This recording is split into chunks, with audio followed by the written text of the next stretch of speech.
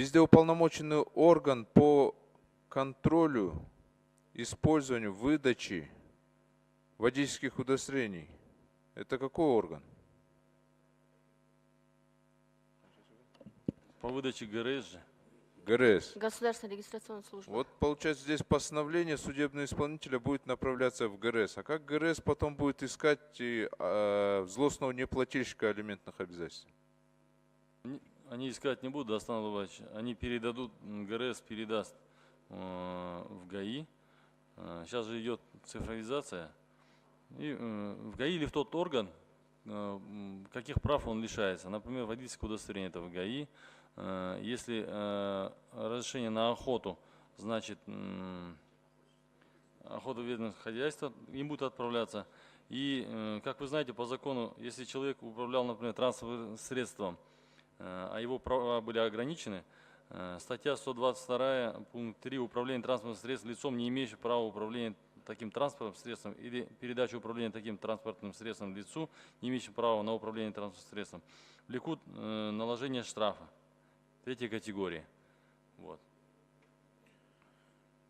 Это в качестве Где примера. полномочия ГРС записано, что они должны передавать? В ДПС или ГУБД, как он там? Нет, у них в ГРС свою работу делает в том, что мы когда направляем им, они будут ограничивать. Срок действия водительского удостоверения же есть, например, там 5 лет, 10 лет. Через определенный срок он придет поменять удостоверение, ему откажут, скажут, извините, вы ограничены, у вас есть алименты, обязательства. Ну вот я хотел спросить у ГРС, у вас ГАИ этот механизм отработан? Дастан Алабаевич, по данному вопросу позвольте ответить. А постановление судебные исполнители будут направлять.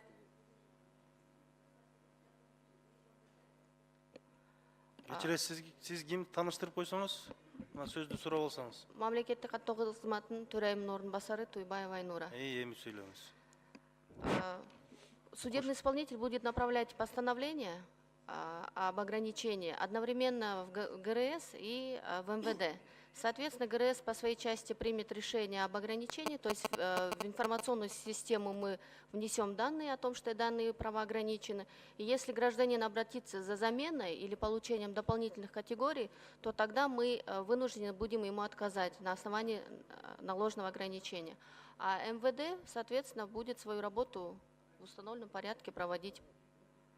Курсан Сатарович, сізде ушундай база түзүлүп, анан бүт барына кантип бересиңер гаишниктерге? Аларда планшет болуш керек да анда. Дастан Алабаевич, өзүңүз урматтуу депутаттар, урматтуу төрага, урматтуу Дастан Алабаевич, биринчиден бул мыйзам кабыл алынгандан кийин атайын өкмөттүн токтому менен механизм дагы бир жолу иштелип чыгат. Бүгүнкү күндө долбоору бар. Кайсы мамлекеттик ишкана жети эмне иш кылуусу керек деп. Азыркы күндө Дастан Алабаевич билесиз, мамлекеттик каттоо кызматы менен Ички иштер министрлиги тыгыз байланышта иштейт. Бизде база данныктар бар, онлайн режимде дагы иштейбиз. Себеп дегенде баякы санариптештүү немесинде азыр биз 2 жыл болуп калды бул боюнча. Анан баякы жол кайгыл кызматы бул Ички иштер министрлигине да алар боюнча дагы алар түздөн-түз бүгүнкү күндө чыга алышат, базага кире алышат.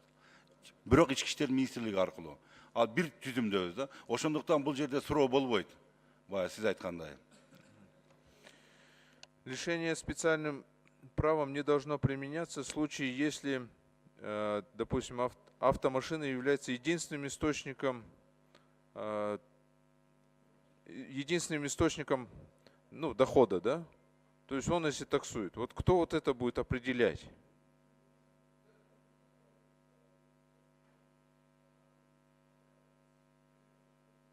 Если, как вы говорите, Дастан Алабаевич, он является Он таксист, да. Он таксист. Да. Он же должен подтверждение дать, он же патент должен платить, налоги платить должен.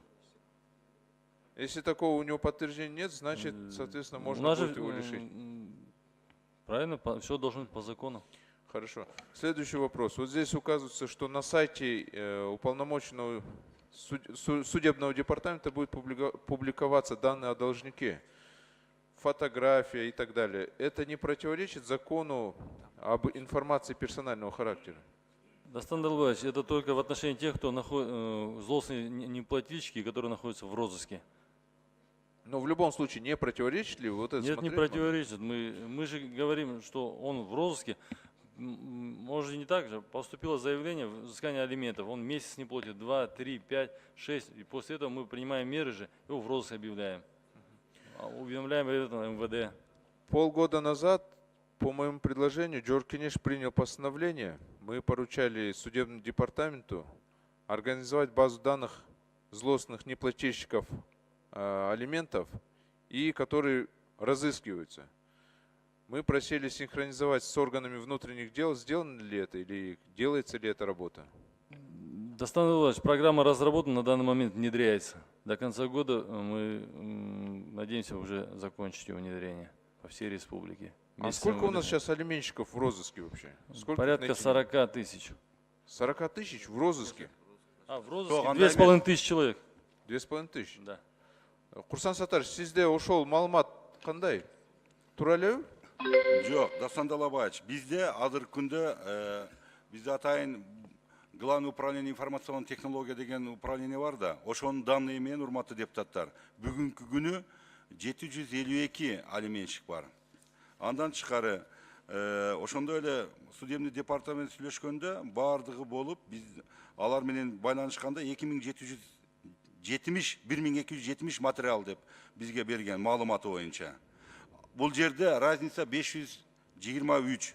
Себеп дегенде, урматтуу депутаттар, розыск объявлять этиш үчүн, мына жарыялаш үчүн, ал жерде толук кандуу материалдар келип түшөт.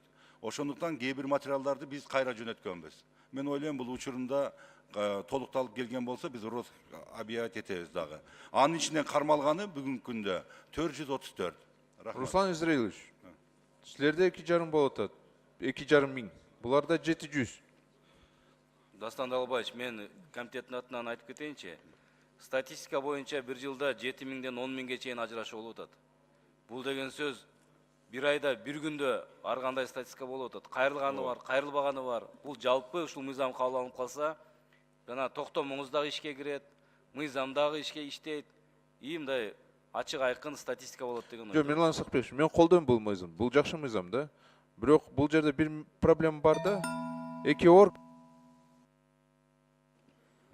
секунд. Эки орган мындай чыныгына взаимодействие жок болуп атат да. Мен даже бир примерди азыр айта кетсем. Кичине убакытты кошуп бересизби ошол боюнча? Мен бир жыл мурун МВДге кайрылсам,